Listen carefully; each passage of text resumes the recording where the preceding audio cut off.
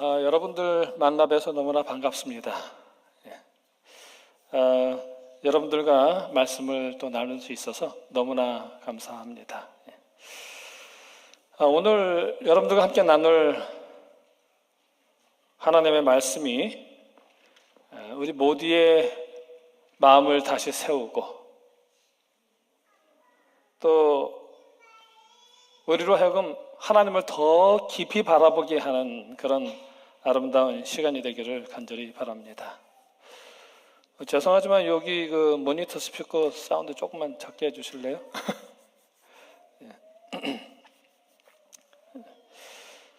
오늘 여러분들과 함께 나눌 말씀의 제목은 찍으려 하심이 아니라 펴주려 하심입니다 라고 하는 제목으로 여러분들과 함께 말씀을 나누겠습니다. 오늘 본문의 말씀 마가복음 11장 12절로 14절에 있는 말씀을 보겠습니다.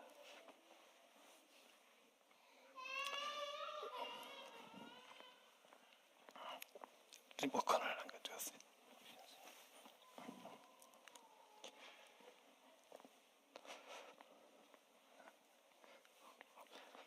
마가복음 11장 12절로 14절에 보면 이렇게 기록을 하고 있습니다. 이튿날 저희가 베다니에서 나왔을 때에 예수께서 시장하신지라.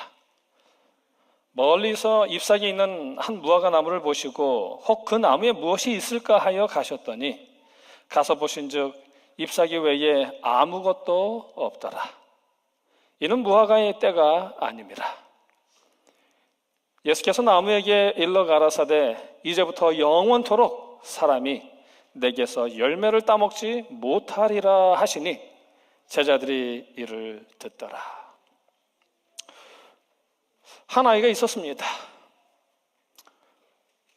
공부도 잘 못하는데 실수가 많아서 선생님에게 자주 혼나는 학생이었습니다. 그런데 어느 날 시험을 봤는데 역시 그날도 시험을 망쳐버렸습니다. 아이의 어깨는 축 처졌고 고개를 들지 못했습니다. 그때 선생님이 아이를 불렀어요. 그리고는 이렇게 말했습니다. 얘야, 괜찮다. 괜찮아. 다시 해보자. 나는 내가 할 수 있다고 믿는다. 라고 말을 했어요. 그 말을 듣고 아이가 울기 시작을 했습니다. 왜냐하면 이 아이는 누군가가 자신을 포기하지 않는다는 것을 처음으로 느꼈기 때문입니다. 여러분, 우리는 신앙생활을 하다 보면 때때로 이런 생각을 좀 해보진 않습니까? 하나님, 혹시 나를 포기하신 건 아니십니까? 그러나 오늘 말씀은 우리에게 분명하게 말씀합니다. 예수님은 찍으려 하심이 아니라 펴시려 하심입니다 라고 말씀합니다. 예수님은 찍는 분이 아니라 펴는 분이라는 것입니다. 오늘 우리의 본문은 이렇게 말합니다. 무화과 나무를 보신즉 잎사귀 외에 아무것도 없더라. 이는 무화과의 때가 아님이니라. 예수님께서 베단이라는 성에서 나오셨어요. 그런데 성경에 보면 그분이 시장하셨다고 합니다. 그래서 멀리 있는 무화과 나무를 보셨는데 그 무화과 나무에 잎사귀가 무성했다고 그러는 것입니다. 그래서 예수님이 그 무화과 나무에 가까이 가셨습니다. 그런데 가봤더니 잎사귀는 무성한데 열매는 없었다라고 이렇게 얘기를 합니다. 왜 그럴까요? 왜 잎사귀는 많은데 열매는 없었을까요? 우리가 이미 읽은 본문에 보면은 이는 무화과의 때가 아님이라라고 이야기를 하고 있습니다. 열매 맺을 때가 아니라는 거예요. 무화과 나무가 열매를 맺을 때가 아니기 때문이다라고 이야기를 하고 있는 거죠. 그럼에도 불구하고 예수님께서는 그 무화과 나무를 뭐 하셨어요? 저주하셨어요. 왜 그러셨을까요? 때가 아니어서 열매를 맺지 않는 나무인데 예수님은 왜 그 나무를 향하여 저주를 하셨을까 하는 것입니다. 성경에 보면 그분이 시장하셨다고 그랬는데 시장하셔서 진노하셨을까요?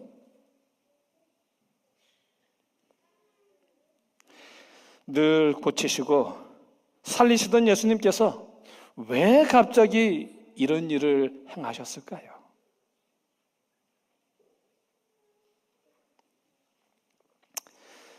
이 질문을 풀지 못하면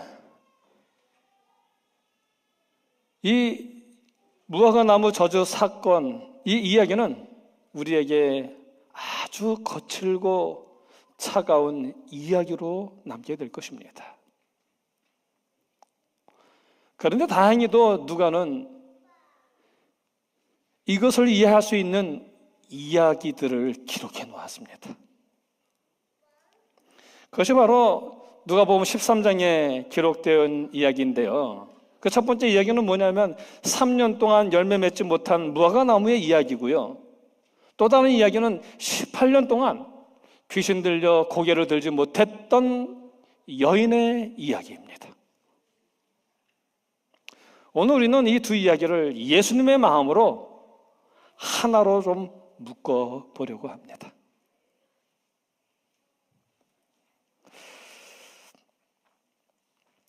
그런 의미에서 이 저주받은 무화과 나무의 이야기는요, 예수님의 마음에서 보면 분노가 아니라 눈물입니다. 이 무화과 나무 저주 사건은 예수님이 고난당하신 주 월요일에 일어난 일입니다. 그런데 누가복음 13장 34절에 보면 그 전날 예수님은 나귀를 타고 예루살렘에 입성하고 계셨고요. 입성하는 중에 예루살렘을 바라보면서 예수님은 우셨습니다. 예루살렘아, 예루살렘아, 암탉이 그 새끼를 그 날개 아래 모음같이 내가 너희의 자녀를 모으려 한 일이 몇 번이더냐.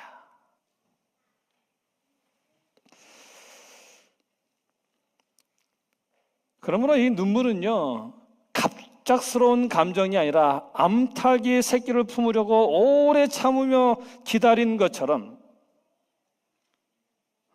오랫동안 기다리며 참아오신 우리 하나님의 눈물이었던 것입니다. 그리고 그 다음날 아침에 예수님은 잎사귀만 무성한 무화과 나무를 보셨죠. 그런데 여러분, 무화과 나무의 특징이 뭔지 아십니까? 무화과 나무의 특징은 뭐냐면 열매가 먼저 맺혀요. 그리고 난 다음에 잎사귀가 맺힙니다.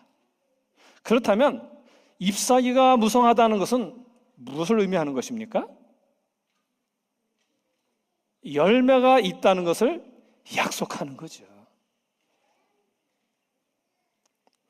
그러나 예수님이 가까이 가 보시니 약속은 있었지만 실제는 없었습니다. 이것이 당시 이스라엘의 모습이었습니다. 성전은 웅장했지만, 제사는 드렸지만, 말씀은 알았지만 하나님이 찾으시는 열매는 없었던 것입니다. 그래서 예수님은 이스라엘의 상징인 무화과 나무를 저주하시는 것입니다. 그러므로 무화과 나무를 향한 저주 또한 갑작스러운 분노가 아니라 하나님을 떠난 이스라엘을 향해 내가 너에게 얼마나 오래, 내가 얼마나 많은 기회를 주었느냐며 흘리신 하나님의 눈물의 연장이었던 것입니다.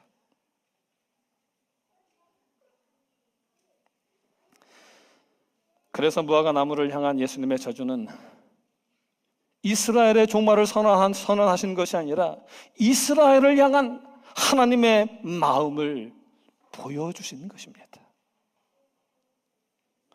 두 번째로 예수님의 마음에서 보는 무화과 나무의 저주는 하나님은 찍는 분이시기 전에 기다리시는 분이시라는 사실을 우리에게 교훈합니다. 그래서 예수님은 곧이어서 이런 비유의 말씀을 하십니다. 누가복음 이거 잘못됐어요. 누가복음 13장 6절로 7절입니다. 누가복음 13장 6절로 7절에 보면 이에 비유로 말씀하시되 한 사람이 포도원에 무화과 나무를 심은 것이 있더니 와서 그 열매를 구하였으나 얻지 못한지라. 과원지기에 이르되 내가 3년을 와서 이 무화과 나무의 실과를 구하되 얻지 못하니 찍어버리라. 어찌 땅만 버리느냐. 여기 이야기합니다. 한 사람이 있는데 이 사람이 포도원에 한 무화과 나무를 심었다 그래요. 그리고 3년 동안 열매를 구했는데 그 열매를 얻지 못했다라고 이야기하고 있습니다. 그래서 그 과원을 관리하는 그 과원지기에게 말하는 거예요. 찍어버려라. 왜 땅만 버리느냐라고 말씀하는 것입니다.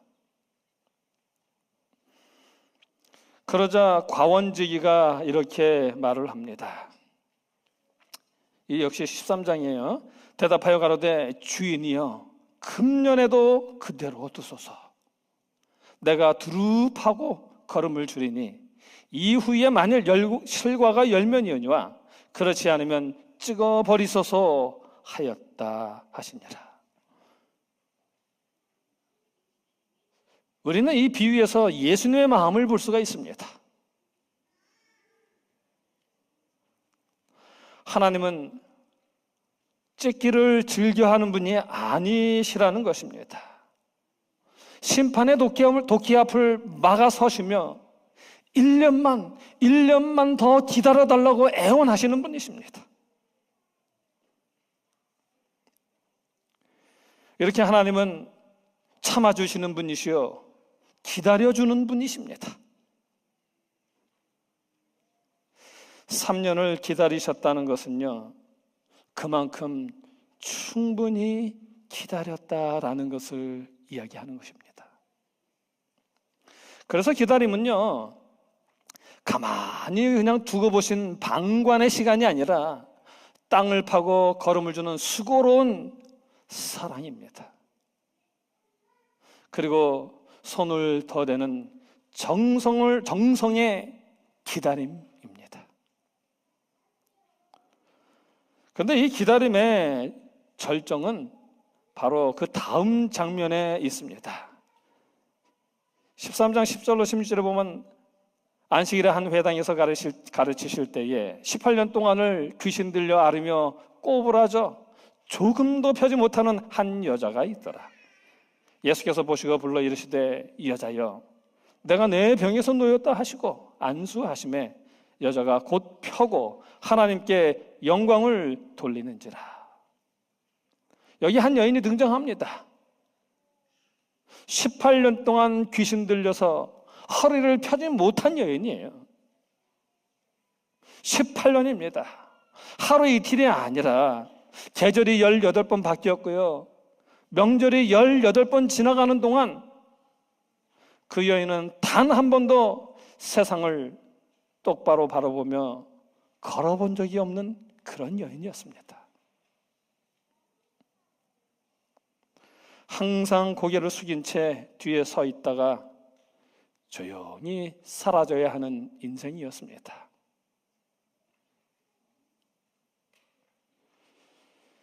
예배당에 와서도 늘 맨 뒷자리에 앉아서 고개를 숙인 채 앉아만 있어야 했던 여인이었습니다. 사람들은 이 여인을 보면서 이렇게 말했습니다. 죄가 있어서 그렇다.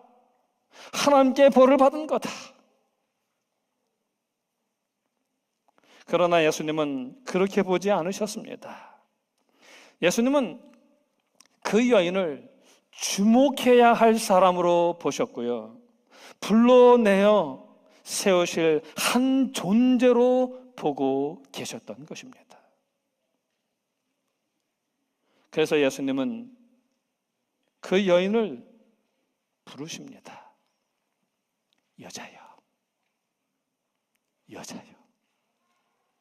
예수님의 그 한마디는 18년의 고통을 다 아시는 우리 예수님의 시선이 담겨있는 한마디였습니다. 그리고 예수님은 말씀하십니다. 18년 동안 사단에게 매임받은 이 아브라함의 딸을 안식일에 이 매임에서 푸는 것이 합당치 아니하냐.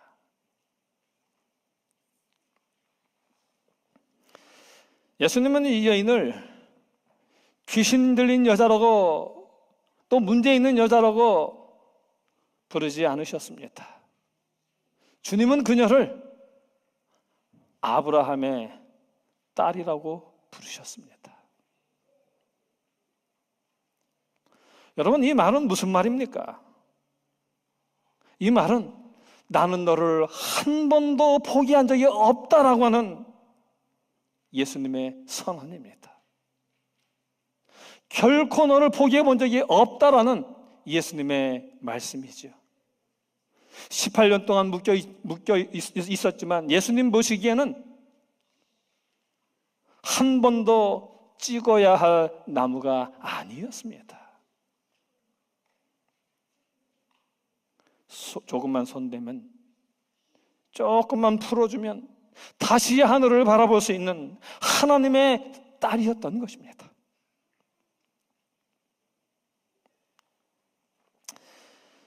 사람들은 그녀를 문제로 보았지만 예수님은 그녀를 아브라함의 딸로 보셨습니다. 이것이 바로 예수님의 마음입니다. 열매가 없어 보이는 인생, 오랫동안 묶여있는 인생, 사람들 눈에는 쓸모없어 보이는 인생이라 할지라도 예수님은 말씀하십니다. 조금만 더 두자. 조금만 더 두자. 아직 이 나무는 끝난 것이 아니다. 그리고 말씀하시죠. 내가 직접 손을 대겠다.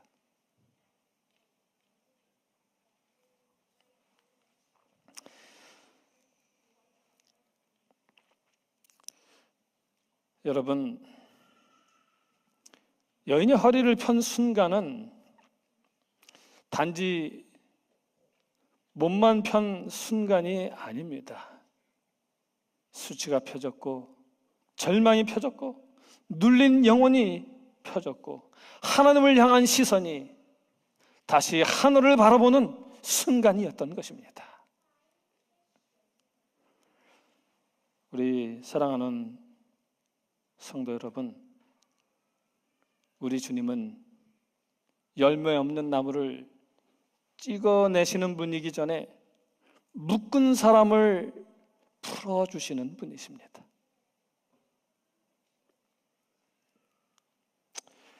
혹시 우리 중에 18년처럼 느껴지는 시간이 있지는 않았는지요? 기도해도 달라지지 않는 문제, 고쳐지지 않는 성품, 끊어지지 않는 죄의 습관, 사람들 앞에서 고개 들지 못하게 하는 아픔. 그러나 오늘 예수님은 그 여인에게 하셨던 그 눈빛으로 우리에게도 말씀하십니다. 너는 아직 끝난 인생이 아니다. 너는 여전히 내 딸이고 내 아들이다. 조금만 더 내가 직접 손을 대겠다. 여러분, 무화과 나무를 저주하신 예수님은 동시에 사람을 포기하지 않는 분이십니다. 그분의 심판은 차갑지 아니하고요, 그분의 인내는 무의미하지 않습니다. 그분은 오늘도 열매 맺게 하기 위해 우리를 고개 들게 하시는 분입니다. 우리의 고개를 들게 하시는 분이십니다. 여러분, 이 두 이야기는 따로가 아닙니다. 무화과 나무는 열매가 없어서 찍힐 위기에 있었지만 반면에 구분 여인은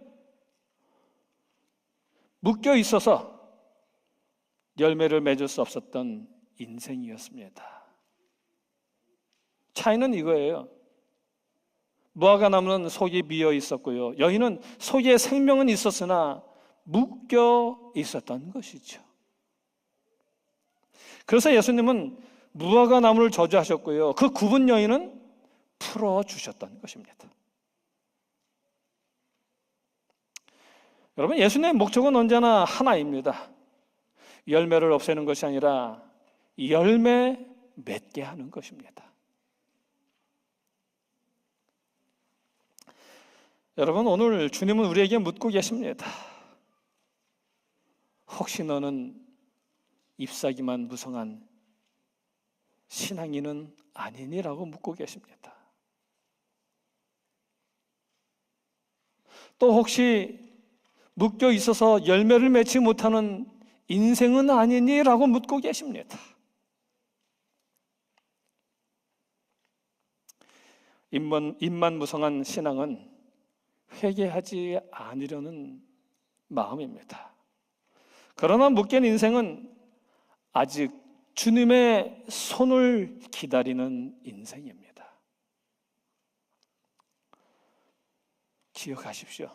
우리 주님은 찍어야 할 나무와 풀어야 할 사람을 정확히 아십니다. 여러분, 무화과 나무를 저주하신 예수님은 차가운 심판자가 아닙니다. 18년 된 여인을 고개 들게 하신 분이십니다. 그분은 오늘도 말씀하십니다. 아직 끝나지 않았다. 조금만 더 두자. 내가 직접 손을 대겠다. 내가 너를 다시 펴게 하겠다라고 말씀하십니다. 여러분, 기억하시기 바랍니다. 우리 예수님은 찍으시는 분이 아니라 펴시는 분입니다. 이제 말씀을 마치며 여러분들에게 말씀을 드립니다. 카얌, 코리안 어드벤티스트 유스 미니스트리. 이 카얌은 넘어질 수 있는 다음 세대가 다시 하나님을 바라보고 열매 맺는 인생으로 일어나도록 돕는 사역 기관입니다. 여러분, 짧게 여러분들에게 말씀드립니다. 여러분들의 기도와 후원이 필요합니다. 여러분들의 기도와 후원이 한 청년의 인생을 다시 펴게 하는 하나님의 손이 될 수가 있습니다. 함께 동참해 주시기 바랍니다. 아무쪼록 하나님의 손길이 되기로 결심하는 여러분들 위해 하나님의 놀라우신 축복이 함께 하시기를 간절히 기원하면서 말씀을 마치겠습니다.